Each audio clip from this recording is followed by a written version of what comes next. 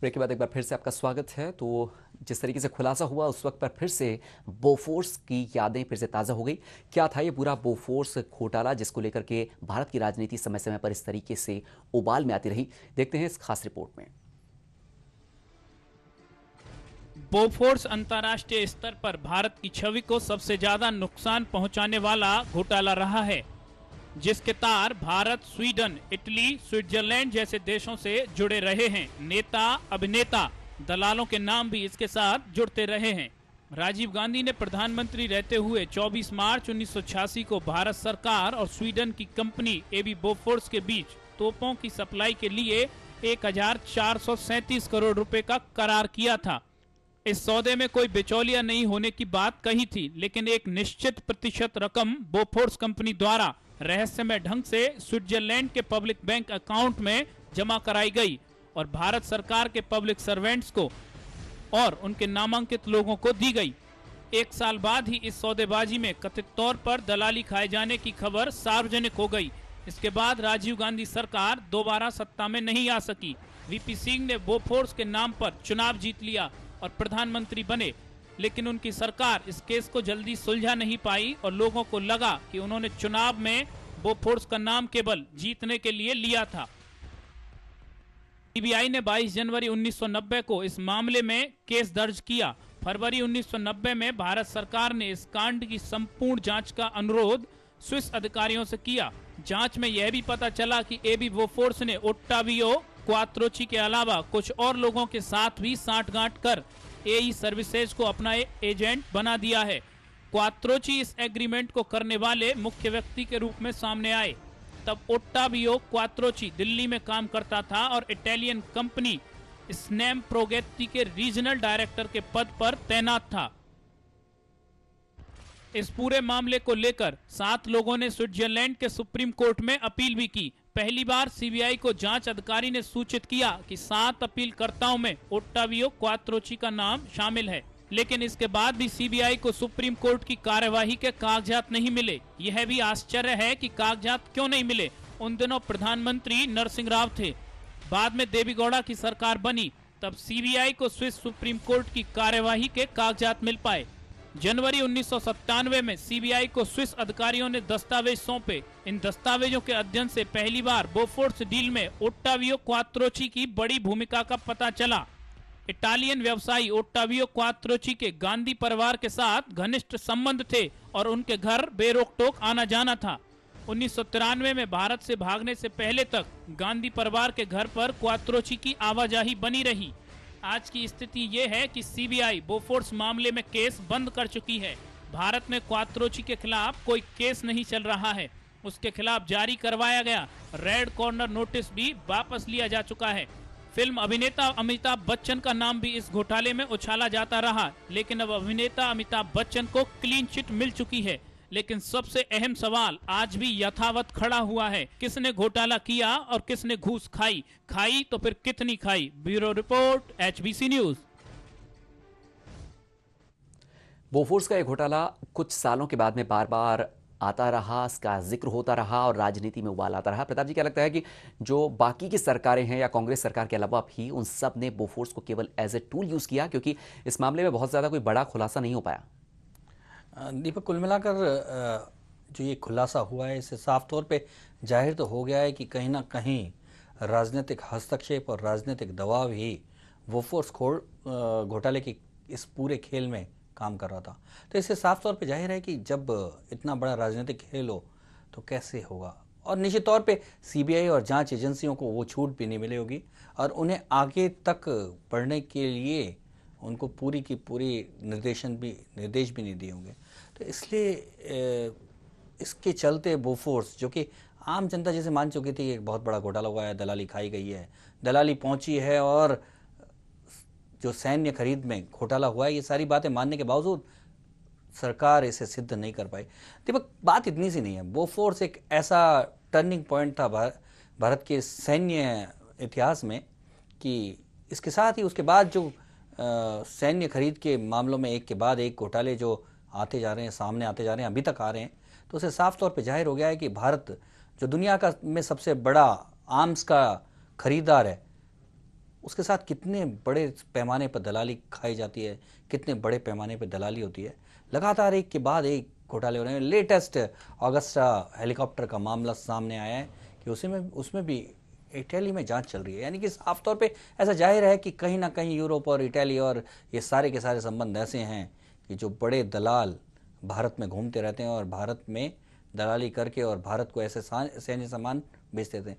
दीपक, केवल दलाली इसका सवाल नहीं है कि कहीं दलाली के बहाने जो गलत पैसा सैन्य अधिकारियों के जेब तक, मंत्रियों तक और सरकार के बड़े अधिकारियों तक पहुंचता है, तो कहीं हम अपने सैन्य साजो समाज में सामान खरीदने में कहीं समझौते तो नहीं कर लेते?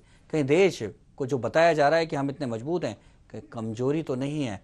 ये बड़े सवाल खड़े हो गए हैं। दलाली ली जाए, ओपनली ली जाए, उसे एक प्रकार से मान्यता प्रदान कर दी जाए, उससे कोई गुरेज नहीं है। लेकिन सबसे बड़ी बात यह है कि सैन्य तैयारियों के साथ कोई समझौता नहीं हो, ये एक बहुत बड़ा चिंता का विषय है। और अभी हमारे साथ फोन लाइन पर जुड़ गए हैं प्रदीप दीक्षित, सोशल एक्टिविस्ट हैं और साथ ही काले धन को लेकर के इन्होंने कई बार आवाज भी उठाई है। प्रदीप जी, स्वागत है एचबीसी न्यूज पर। प्रदीप जी, मेरी आवाज सुन पा रहे हैं आप? हेलो, हाँ, बहुत धीमी आ रही है आवाज। प्रदीप जी, जिस तरीके से अभी अगर बात करें, एक खुलासा हुआ है बोफोर्स मामले को लेकर के, खुलासा ये आया है कि इसमें अमिताभ बच्चन का नाम जबरदस्ती फंसाया गया था। इसमें क्वात्रो जी को क्लीन चिट देने की कोशिश की थी, उन्हें किसी तरीके से बेनिफिट देने की कोशिश की गई थी। क्या लगता है आपको, अभी तक 25 साल में हमने क्या हासिल किया? हेलो जी, मेरी आवाज बहुत कम आ। देखिए, बोफोर्स घोटाले की बात कर रहे हैं। 25 साल का जो समय हुआ, उसके बाद में जो खुलासा होता है, अब क्या लगता है आपको, इतना एक लंबा समय गुजर गया है, क्या अब इस खुलासे का कोई एक खास फायदा होने वाला है?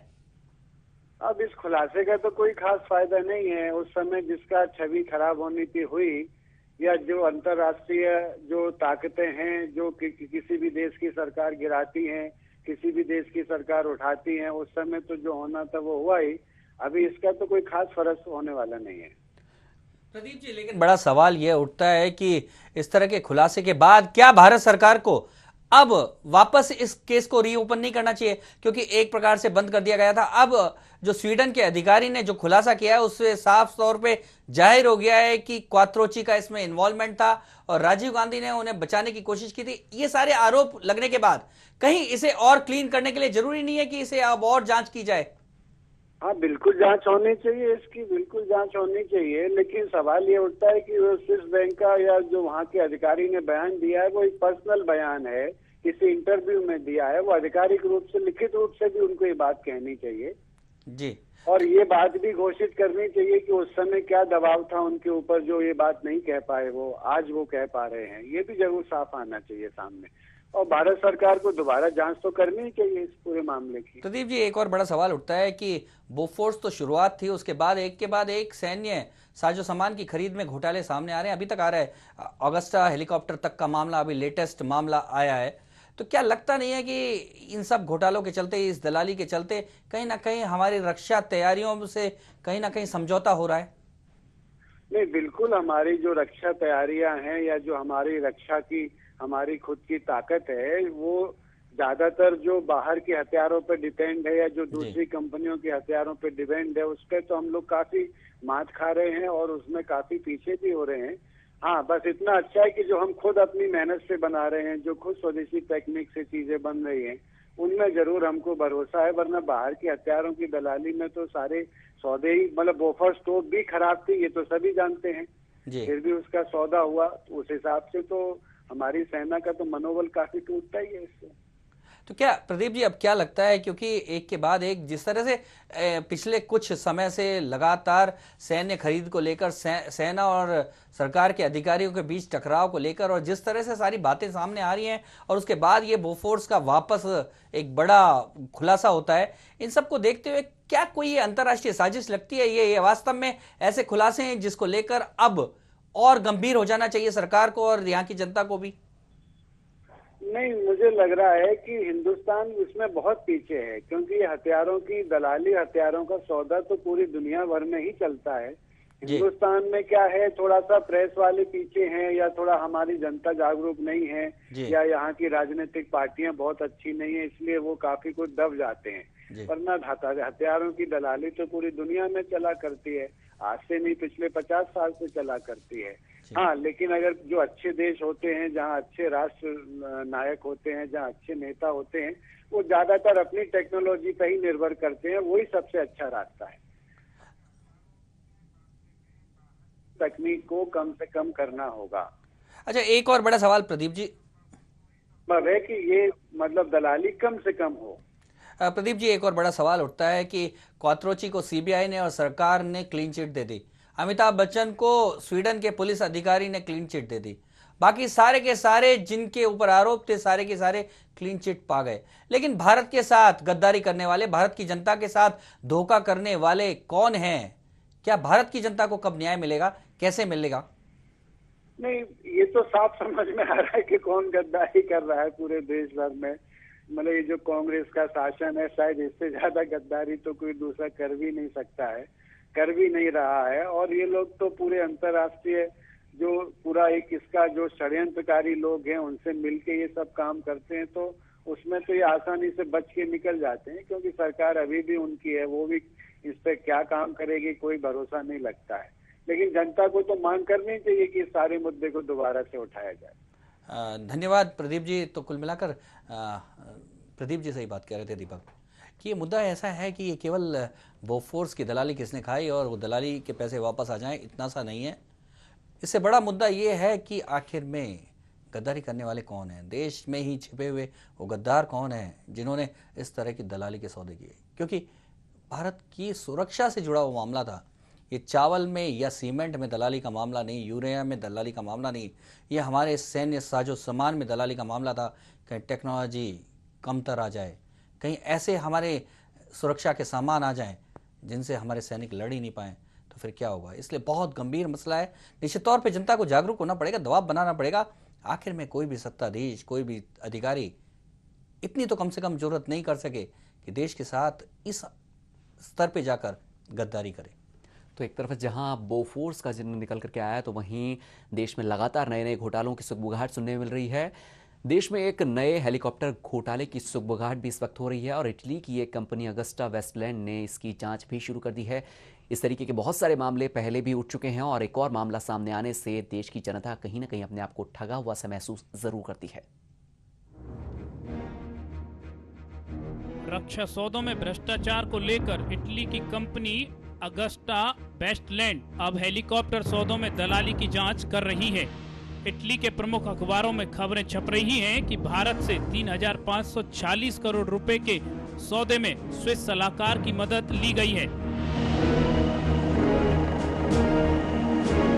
इटली की जांच एजेंसियों ने स्विस सलाहकार रोल्फ हेस्की के स्विट्जरलैंड स्थित दफ्तरों पर छापा मारा है। हेस्की के भारत रक्षा सौदों में दखल करने वाले लोगों से करीबी ताल्लुकात हैं। जांच एजेंसियां हेस्की को दिए गए कमीशन की जांच भी कर रही हैं। भारत ने प्रधानमंत्री और दूसरे वीवीआईपी लोगों के लिए फरवरी 2010 में 12 हेलीकॉप्टर खरीदे थे। जहां बोफोर्स ने एक बार फिर से सरकार के लिए मुसीबत बढ़ा रखी है, वहीं हेलीकॉप्टर खरीदारी में दलाली की सुगबुगाहट सरकार के लिए एक और बड़ी मुसीबत हो सकती है। Bureau report, HBC news. तो एक के बाद एक जब लगातार इस तरीके के घोटालों की बात आती है, प्रताप जी एक सवाल मैंने आपसे पूछा था, अब वापस से उसी सवाल को, कि एक वक्त था जब कांग्रेस की गवर्नमेंट थी केवल और इस वजह से मान के चल रहे थे कि शायद इसीलिए कोई एक जांच नहीं हो पा रही। बीच में दूसरी गवर्नमेंट्स आई लेकिन अपना लंबा कार्यकाल पूरा नहीं कर पाई। लेकिन उसके बाद हमने देखा एनडीए की गवर्नमेंट भी आई और उस वक्त पे भी चर्चा बहुत हुई, लेकिन फिर भी कोई नतीजा नहीं निकल पाया। क्या लगता है आपको, दूसरी पार्टियां, दूसरी जो सरकारें आई, उन्होंने भी अपनी तरफ से इस मामले में ढील रखी है? देखो दीपक, बात यह है कि केवल कुर्सी के चेहरे बदल देने से, सत्ता बदल देने से और एक को हटाकर बी को लाने से काम नहीं चलता। व्यवस्था जब तक नहीं बदलेगी, दलालों का तंत्र जब तक नहीं बदलेगा, दलालों का तंत्र जब तक नहीं टूटेगा और जब तक जनता जागरूक नहीं होगी, इस तरह के तंत्र को तोड़ पाना बड़ा मुश्किल है। कोई भी सरकार आई वो दूसरी सरकारों पर आरोप लगाकर, दूसरी पार्टियों पर आरोप लगाकर कुर्सी पर तो आ गई, लेकिन दलालों के तंत्र में उसी तरह से फंस गई। एक दलालों का एक ग्रुप गया तो दलालों का दूसरा ग्रुप आ गया। तो फिर कैसे अपेक्षा कर सकते हैं कि देश को न्याय मिलेगा, देश की जनता को न्याय मिलेगा? निश्चित तौर पे नहीं, जब तक व्यवस्था परिवर्तन की लड़ाई नहीं होगी, जब तक देश जागरूक नहीं होगा, दलालों के खिलाफ हमारी आवाज नहीं उठेगी।